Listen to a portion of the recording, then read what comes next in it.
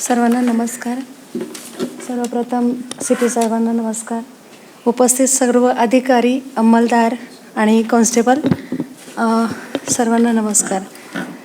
खरं तर दडपण आलं आहे, कारण हे व्यासपीठ म्हणजे माझ्यासाठी मी पहिल्यांदा बोलते आणि अभी नाही तो कभी नाही. आज जर नाही बोलले तर परत बोलण्याची संधी मिळणार नाही आहे.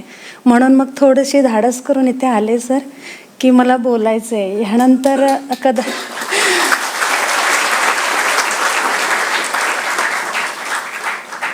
आणि तुटकं मुटकं बोलणार आहे, कारण मी काही वक्तृत्वात तेवढी हुशार नाही आहे. माझं व्यासपीठ, माझं किचन, माझी मुलं आणि पती. सर्वप्रथम तुम्हा सर्वांना शुभेच्छा इथून पुढच्या आयुष्यासाठी. आत्तापर्यंतच्या म्हणजे धकाधकीच्या जीवनातून तुम्ही आता निवृत्त होत आहे आणि आता ह्यापुढे माहीत नाही, दळण, भाजी, इतर काही ह्यात पडणार आहात. तयारी ठेवा. काही नातवंडही खेळवायची आहेत, काहींना असतील नातवंड. मी असं म्हणेन की ह्या घरट्यातून पिल्लू उडावे घेऊन दिव्यशक्ती, उंबरट्यावर आकाशाला झेप असावी, उंबरट्यावर भक्ती. ह्या खात्यानं खूप दिलं आहे, खूप ऋणी आहे या खात्याची. आपल्यापैकी बऱ्याच जणांची मुलं खूप उंचावर आहेत. काहींची मुलं अधिकारी असतील, काहींची मुलं मोठ्या मोठ्या कंपन्यांमध्ये असतील, काहींची मुलं परदेशात असतील. हे ह्या खात्यानं दिलं आहे. आज खरं तर ऊर भरून आलं आहे, कारण आजच्या नंतर वर्दी घालणार नाही आहे.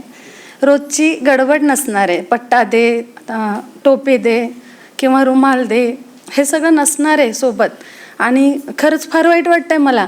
एक अभिमानाने मिरवत होते मी पोलीस पत्नी आहे आणि तितकाच मानही मिळाला.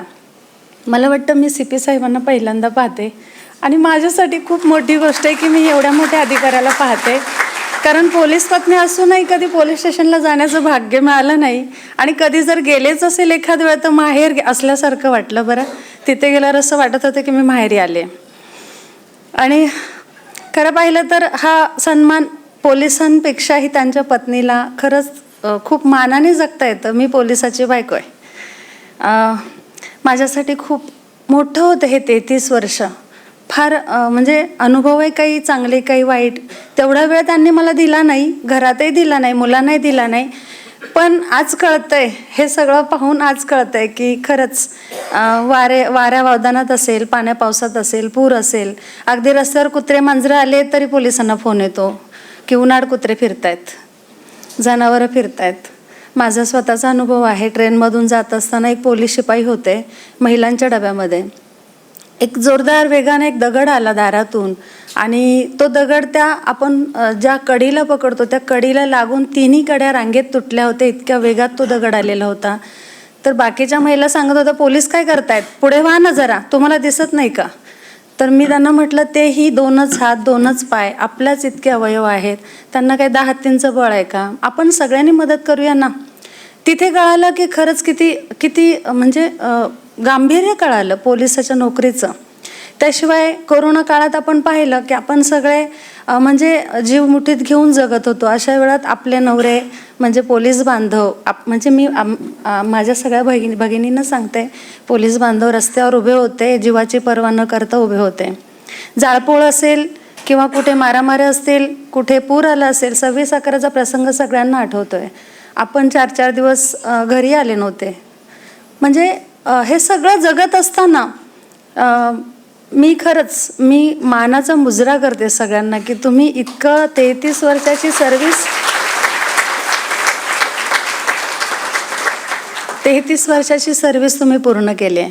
पण आता ह्यानंतर मी एवढंच सांगेन, म्हणजे मी काही खूप हुशार किंवा ज्ञानी नाही आहे, पण मला असं वाटतं की मी 40 ओलांडल्यानंतर मला जे वाटतंय ते कदाचित आता सगळ्यांनाच वाटत असावं की ह्यानंतरचं आयुष्य असं असावं. आजचा दिवस खरा महत्त्वाचा आहे, उद्याचा कोणी पाहिलेला नाही.